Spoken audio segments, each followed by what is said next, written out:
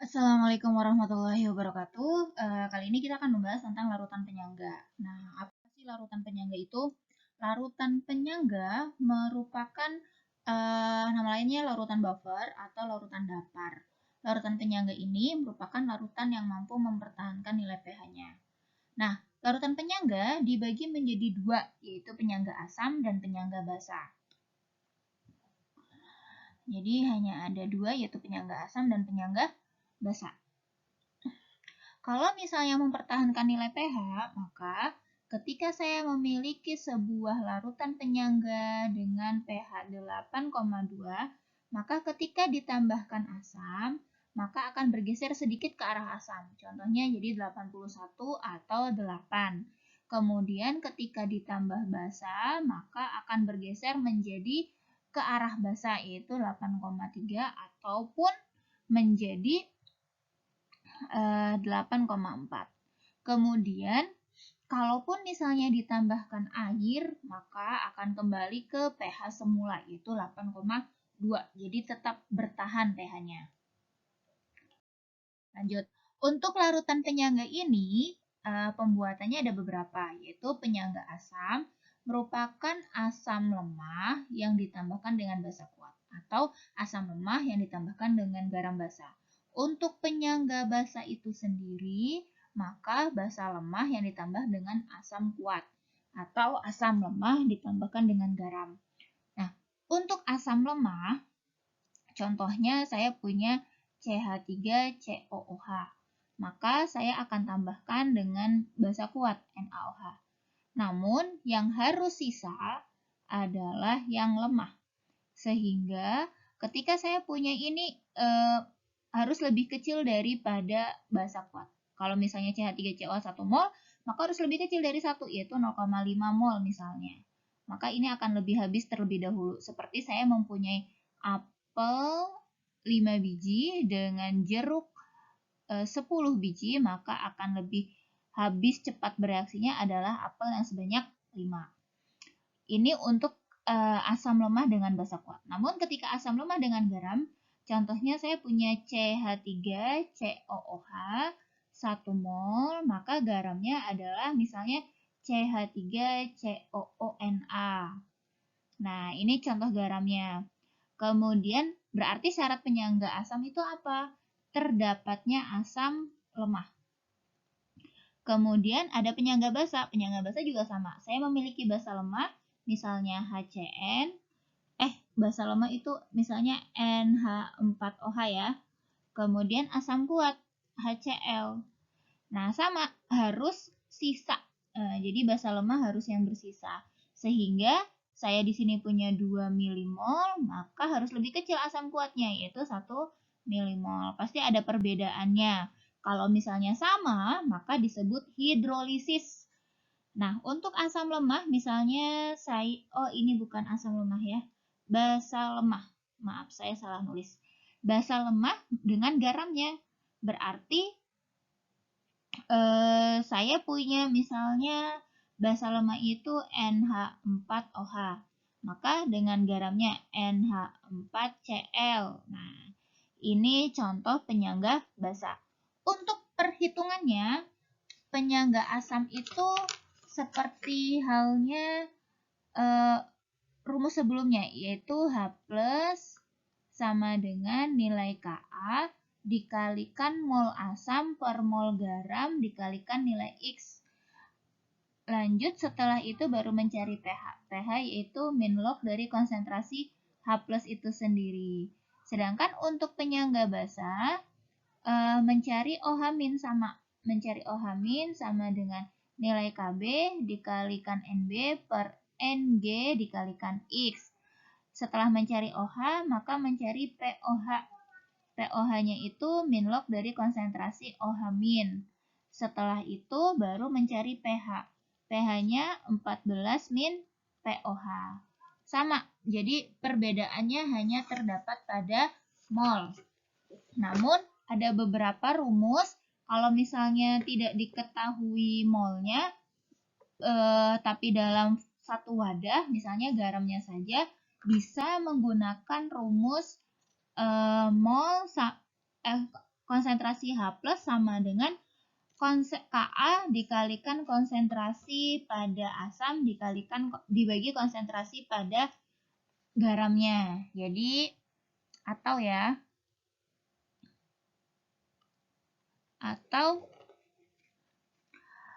konsentrasi H+ itu sama dengan Ka dikalikan konsentrasi asam dibagi konsentrasi garam dikalikan nilai X sama.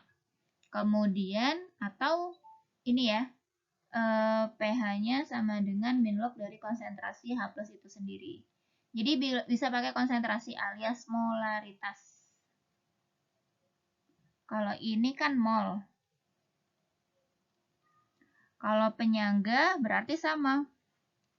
Saya memiliki Kb sama dengan konsentrasi pada basanya, konsentrasi basa dibagi konsentrasi garamnya dikalikan nilai X. Seperti itu. Jadi tidak ada perbedaan ya, sama aja. Jadi tinggal kalau pOH ya sama, min log dari konsentrasi OH min yang telah diperoleh, kemudian 14 min pOH.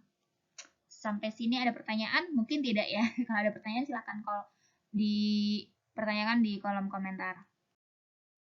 Oke, tadi kita ngebahas tentang cara mengerjakan pH.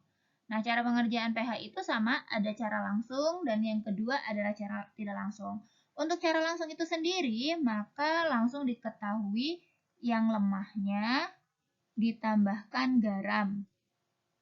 Kalau cara tidak langsung, maka yang diketahui adalah asam ataupun basa yang ditambah sama asam ataupun basa. Tapi yang di sini bagiannya lemah, maka yang di sini adalah kuat.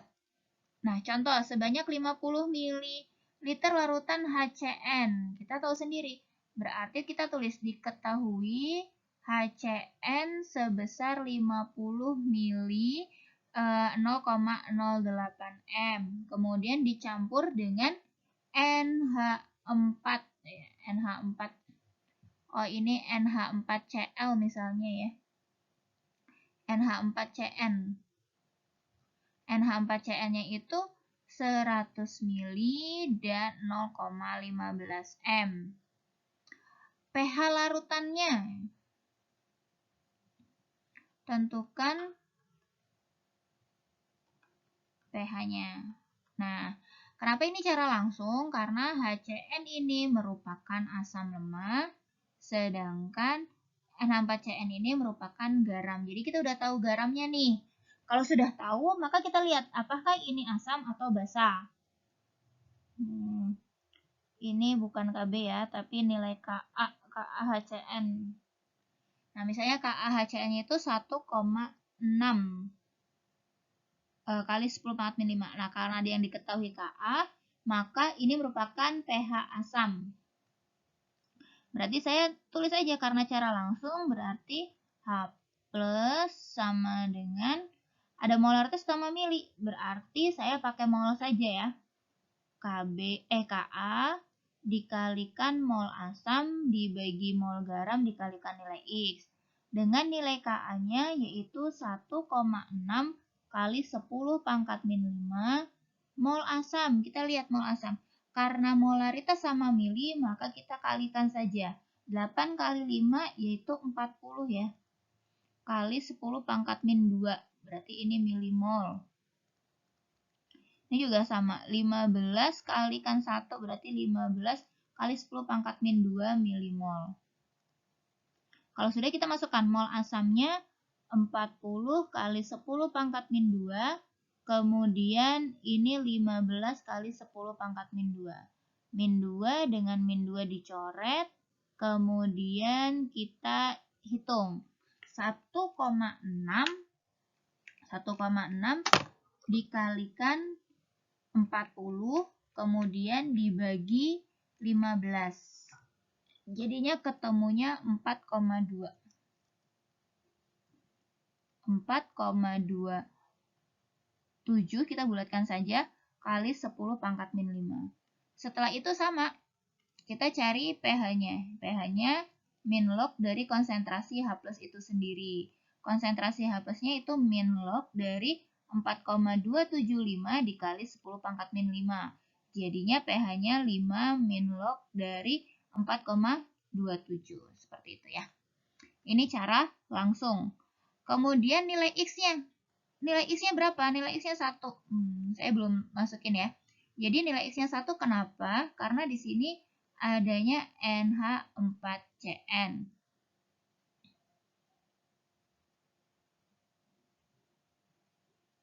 Harusnya KCN aja ya.